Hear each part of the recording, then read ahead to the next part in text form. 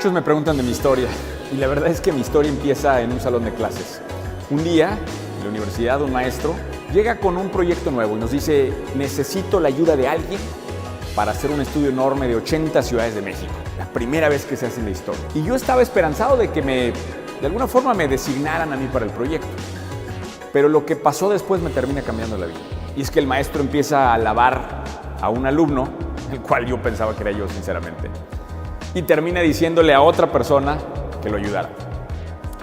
Curiosamente, y en ese momento esa persona rechaza el proyecto. Y entonces el maestro empieza a hablar de otro alumno más. Y terminan siendo 3 alumnos los que el profesor decide seleccionar ahí enfrente de todo el grupo, y los 3 alumnos lo rechazan. En ese momento, yo la verdad no sabía qué hacer. Primero, para mí era muy difícil levantar la mano porque yo en aquel momento estudiaba 2 carreras. Estaba lleno de cosas que hacer. Pero de algún lado encuentro la fuerza para levantar la mano y decir: yo le ayudo, profesor. Y curiosamente no lo hice por lo que ustedes creen. No lo hice por esa fuerza de voluntad ni por ganas exorbitantes de crear algo. Lo hice porque me había encabronado de que no me habían escogido a mí como ese mejor alumno. Y curiosamente, el haber hecho ese estudio fue el verdadero inicio de mi primera empresa, que está aquí, donde vamos a entrar. La segunda parte de esta historia es que me gradúo y no tenía muy claro qué era lo que iba a hacer, pero tenía una cosa muy clara: no quería trabajar para nadie. Esta lección me la había dejado mi papá tatuado en el código genético. Y así que me gradúo y decido emprender un negocio. Así es cierta, no sabía qué negocio quería emprender. Y eso siempre me hace reflexionar sobre lo mal que están las universidades, ¿no? Cómo te tardas tantos años, inviertes tanto dinero y sales sin saber qué quieres hacer. Pero recordé la importancia y había recordado la sustancia que habíamos creado con aquel estudio de las ciudades. Y decido salir a vender esa información. Salir a vender asesoría y ayuda a otras empresas que necesitaran información de ciudades. Y en ese recorrido conozco a mi primer socio, Francisco Peña. Y me acuerdo muy bien porque en aquel momento no teníamos ni claro para quién le iba a servir. Simplemente lo que necesitábamos era trabajo, porque si no nos moríamos de hambre. Y concretamos un par de proyectos interesantes. Tendríamos en aquel momento a lo mejor 5 o 6 clientes. Algunos de ellos eran, por ejemplo, para el crecimiento de tiendas de conveniencia. Otros fueron con una telefónica, con una empresa de telefonía celular, que de hecho esa nos dio una lección importante porque nos exigieron que firmáramos exclusiva, que no podíamos darle esta información a ninguna otra empresa del giro de telefonía celular. Todo con respecto a ubicar información estratégica para crecer empresas. Y en ese momento precisamente nos topamos con un cliente que después resulta otro de estos momentos brutales en mi recorrido. Y es que este cliente nos invita a hacer un proyecto para la industria inmobiliaria. Por supuesto, yo en aquel momento no entendía ni siquiera qué significaba la industria inmobiliaria. Pero él veía el valor en la información y lo que estábamos haciendo. Y nos pide un primer estudio. Entregamos el estudio y literal salimos en aplausos. La gente le había encantado y en ese momento este cuate me dice: oye, ¿cuántos más de estos estudios puedes hacer? Y yo en la parte de atrás de mi cabeza pensando: los que tú quieras, ¿cuántos necesitas? Y él dice: es que esta información es de extremo valor en esta industria. Nos pide en ese momento exclusividad en el ramo inmobiliario, y la verdad es que si no hubiéramos tenido la elección previa de las telefónicas, le hubiéramos dado y esta historia nos hubiera escrito. Pero afortunadamente, y esto me hace pensar un poquito en las lecciones que traemos del pasado, y no le damos la exclusiva y empezamos a trabajar con él en temas inmobiliarios. Muy rápido nos dimos cuenta que lo que nosotros hacíamos era de extremo valor para una industria que había estado operando mucho tiempo así, probando, y eran inversiones millonarias sin fundamentos atrás. Esta parte de la historia es importante porque muchas veces sabemos lo que queremos hacer y lo que somos buenos, pero no lo conectamos con dónde hay valor en el mercado. Y esta segunda historia tiene que ver con que encontramos en esa primera empresa mía que había mucho valor en el mercado al integrar datos, ciencia, metodología con una industria que le hacía falta.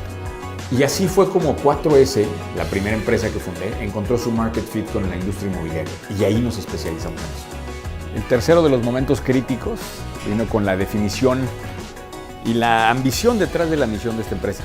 Es que aunque ya sabíamos lo que hacíamos, esa empresa pudo haber sido de 10 proyectos.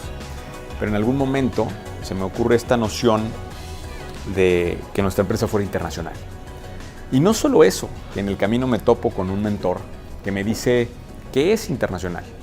¿Por qué la palabra internacional? ¿Por qué tan ambiguo?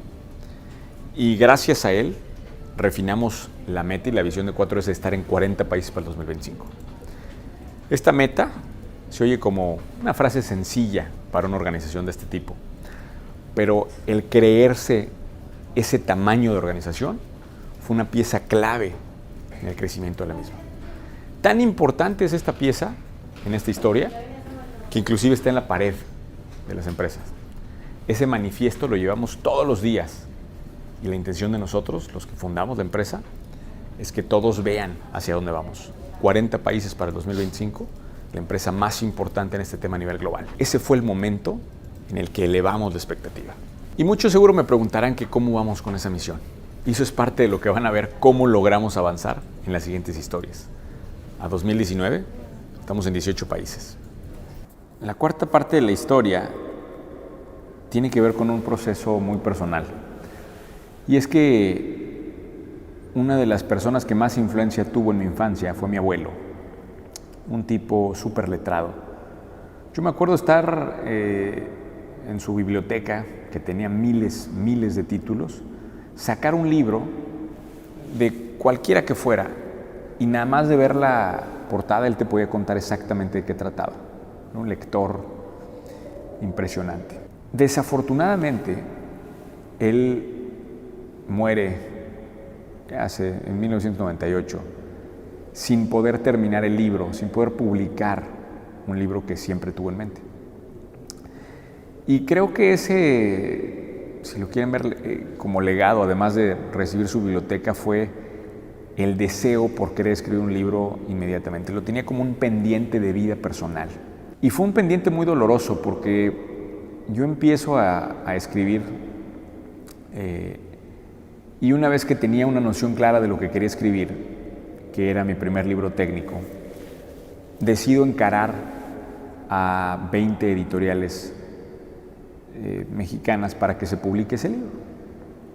Y digo que fue un proceso muy doloroso porque todas las editoriales en México me rechazaron. Es muy difícil encarar un proceso de esos porque no entiendes cómo tanto tiempo, tanto trabajo, tanta inversión, todo lo que has hecho no recibe eco y no hay nadie que te apoye.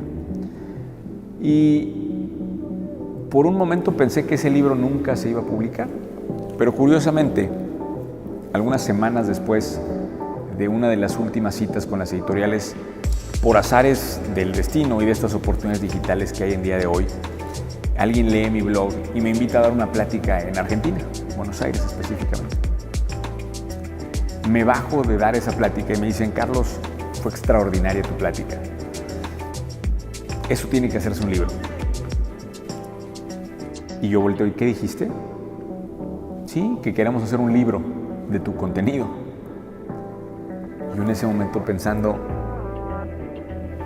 ¿cómo es posible? Allá todos me rechazan y aquí me quieren. Y yo les digo, aquí tengo el libro. El libro lo tenía prácticamente terminado.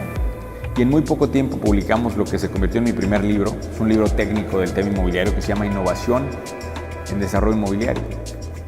Ahora que lo agarro, lo leo y veo que muchos de los conceptos que están aquí siguen vigentes. Para mí es una base brutalmente importante, pero sobre todo representó el inicio de muchas cosas.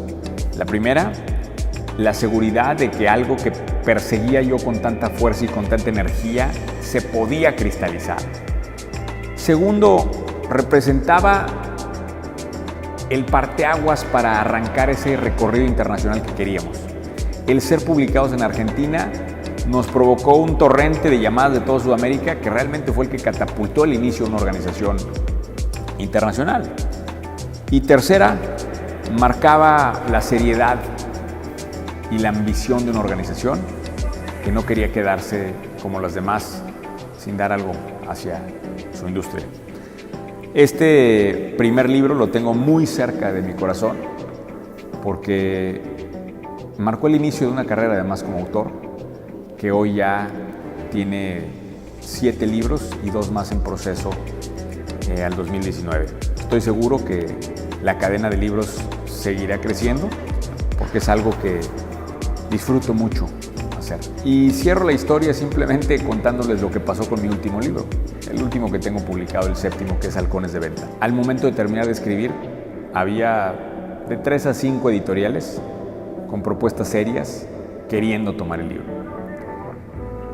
Ese libro, Halcones de Venta, se publicó por una editorial en México, una editorial en Argentina y una en España. ¿Cómo cambian las cosas, no? De rogarles a que ahora ellos me ruegan a mí. El quinto capítulo de esta historia fue fundamental porque conforme crecíamos nos dábamos cuenta que los libros, el posicionamiento, todo estaba funcionando a nuestro favor. El problema era que estábamos saturados, que estábamos estresados y que no nos dábamos abasto de cómo atender a un continente, viajando, moviéndonos, no nos dábamos abasto. Y fue en este momento que, apoyado de una serie de consultores, diseñamos el mecanismo, el método para crear socios. Si me preguntan, este es otro de los pilares de este gran cambio de la organización, porque anterior a eso estábamos muy limitados por el potencial económico, por el tiempo, por muchas cosas, y diseñamos un proceso por medio del cual alguien se podía convertir en socio de nosotros atendiendo una región específica. Ese primer experimento se originó en la ciudad de Puebla con nuestro primer socio regional, pero muy rápido creció por todo México hacia 5 oficinas y posteriormente a nivel internacional, abriendo oficinas en Guatemala, abriendo oficinas en Costa Rica, Panamá, Colombia, Perú, Argentina y demás. Y ese mecanismo nos permitió entender que no necesitábamos hacer todo nosotros. Podíamos encontrar otros emprendedores que quisieran unirse a esta visión enorme de cambiar el mundo a través del desarrollo inmobiliario bien hecho y que eso iba a potenciar también a la empresa. Así que encontrar este método, este mecanismo para unir se volvió una pieza clave. Y además después, ya cuando lo analizo en retrospectiva, se convirtió en parte de nuestra propuesta de valor al empleado. Una cosa que de inicio no habíamos visto, porque conforme fuimos avanzando, fuimos logrando que los empleados se fueran tomando estas posiciones de socio. Y hoy, todos los miembros de 4S aspiran a la posibilidad de eso, de llegar a ser socios de algún territorio. Este quinto paso significó tejer una red de hermanos con las cuales llevamos esta organización hacia adelante. La sexta de las historias parece una de éxitos y de premios, pero en realidad es una historia de terror. Es que no me gusta platicarlo, pero yo estuve fuera de la empresa algunos meses a raíz de la complicación de la salud de mi hija, que terminó falleciendo. En esos meses, que fueron extremadamente dolorosos para mí, no volteé hacia la empresa, no volteé hacia qué estaba pasando. Mis socios tomaron la batuta y mis socios me ayudaron, tomaron el barco, por así decirlo. Y lo más interesante de esa época fue que la empresa termina creciendo. De hecho, la división que yo llevaba crece al doble que cuando yo la estaba operando. Y yo pude haberme enojado, pude haberlo tomado negativamente, pero la verdad es que mi cabeza en aquel momento estaba en otro lado. Y regreso y me doy cuenta de lo malo que yo era para operar. Y es una lección que a cualquier emprendedor le toma mucho tiempo entender, pero que cuando uno la entiende es cuando verdaderamente libera el potencial. Mis socios y yo coinciden que yo debo dejar la operación de la empresa por dedicarme a un puesto nuevo que hablaba del futuro, de lo que queríamos hacer hacia adelante. Y me designan director del futuro o Chief Future Officer. En aquel momento fue hasta motivo de burla en redes sociales y demás. Pero para mí no había nada de burla de ese puesto porque era el puesto más importante de la empresa. Crear la empresa del futuro de la que tanto les he hablado, la que le va a dar de comer a toda esta gente el día de mañana. Y con eso en mente, arranco todo este proceso para seguir revolucionando la empresa. Este momento coincide con la publicación del libro del futuro del real estate. Y al tener ese tiempo para crear más, para elevar la vara de mi equipo de trabajo, entonces empiezan a dar una serie de reconocimientos. Somos la única empresa en Latinoamérica en haber ganado 3 veces de Nationals. El reconocimiento más importante que hay en la industria inmobiliaria, un reconocimiento que lo otorga la NAHB, la Asociación de Estados Unidos, la National Association of Home Builders, para quienes no la ubican. Además de este premio, 8 premios más en Estados Unidos por la conceptualización de productos inmobiliarios y decenas de premios en otras nacionalidades. Es increíble cómo una pesadilla también se puede convertir en parte de una historia de éxito.